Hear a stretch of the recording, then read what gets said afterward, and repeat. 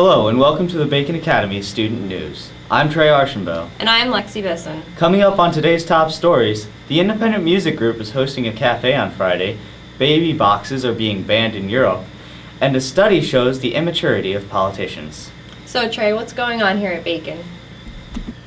The independent music group will be performing and selling baked goods on Friday, November 30th in the cafeteria at 7 p.m. All proceeds will go to the American Red Cross. Tickets are $3 in advance, sales are during the lunchways, and $5 at the door. Not happy with your pictures this year? Don't let them get in the yearbook. Picture retake day is Wednesday, November 28th in the auditorium with no additional fee.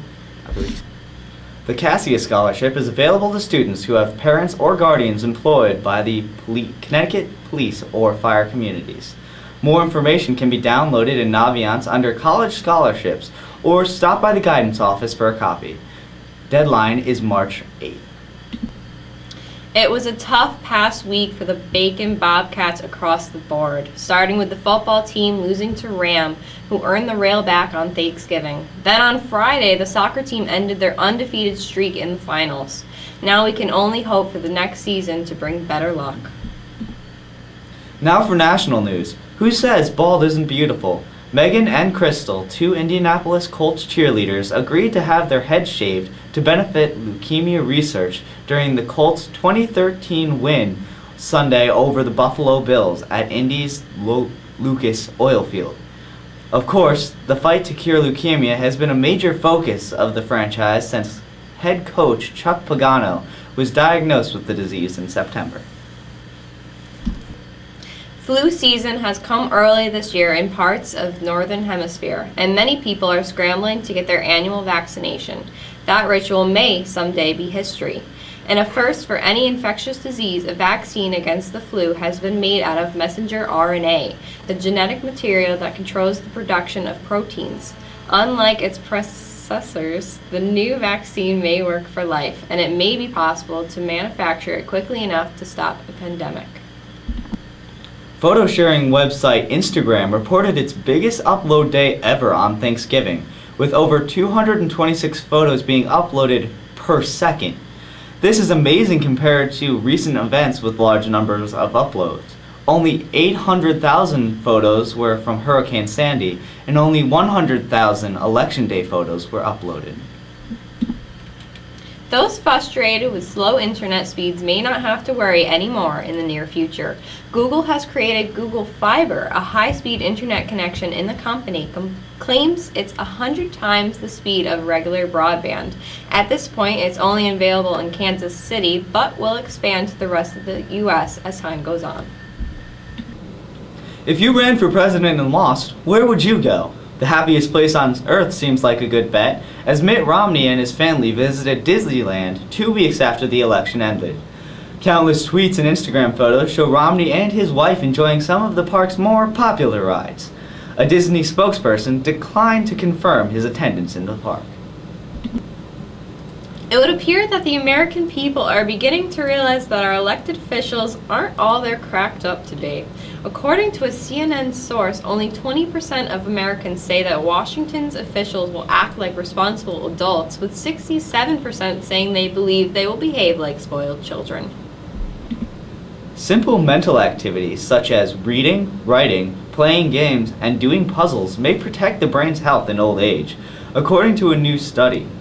The study presented at the 98th Scientific Assembly, an annual meeting of the Radiological Society of North America in Chicago, is the work of a colleague from Rush University Medical Center and Illinois Institute of Technology. Among the usual multicolored confetti found at Among the usual multicolored confetti found at the Thanksgiving Day parade, another peculiar item showed up. Shredded but legible police documents belonging to the Nassau County PD were found with the information like social security numbers and mentions of Mitt Romney's motorcade during the second presidential debate at Hofstra University. Macy's is denying that it's the origin of said confetti, but police investigations have been launched. Now for some world news. German pastor Gabrielle Stangl says she will never forget a confession she heard in 1999. A woman said she got brutally raped, got pregnant, and had a baby. Then she killed it and buried it in the woods near Berlin. Stangl wanted to do something to help women in such desperate situations. So the following year, she convinced Berlin's Walfried Hospital to create the city's first so-called baby box. The box is actually a warm incubator that can be opened from the outside wall of a hospital where a desperate parent can anonymously leave the unwanted child. A small flap opens into the box equipped with a motion detector. An alarm goes off in the hospital to alert staff 2 minutes after the baby is left, so the mother has enough time to escape. Now, human rights organizations are protesting its use, and Europe is attempting to ban these baby boxes.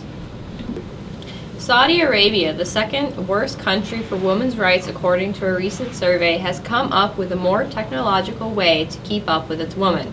A new system is in place that sends text messages to the spouses of women when they try to leave or enter the country. While the country has made great strides giving women the right to vote this past year, there is still a far way to go. Saudi Arabia remains the only country in the world where women cannot drive. Saudi Arabian women have always needed permission from men to fly a plane, but this adds insult to injury. The system has already sparked anger from many activists. Starting today, nearly 200 countries are meeting in Doha, Qatar, for an annual event discussing how to slow climate change. One key issue was raising climate aid for poorer countries, while many budgets are on a Egyptian President Mohamed Morsi is facing a judicial revolt after issuing decrees that it would expand his powers. The decree has created riots in the streets and exposed the political divisions in the country. It is supposed to defend Morsi's decisions from judicial review until next parliamentary elections that are next year. The decree has been called an unprecedented attack on independence. However, the judiciary has stressed the temporary nature of this decree in order to subdue any violence. Starting today, nearly 200 countries are meeting in Doha, Qatar for an annual event discussing how to slow climate change. One key issue was raising climate aid for poorer countries while many budgets are financially strained. It is said many island nations are facing a climate fiscal cliff and must find aid from other countries in adapting to future changes. The 2-decade-old talks have largely failed in gaining ground for emission reduction. One of the most successful programs, however, the Kyoto Protocol, is expiring this year, so one of the most urgent tasks at this year's talks is creating an extension for the program. I'm Lexy Bisson. And I'm Trey Archambault. That's all for today, Monday, November 26th. Please join us again tomorrow during lunch for the most reliable and up-to-date news. And remember that you can watch us online at youtube.com/BA Student News.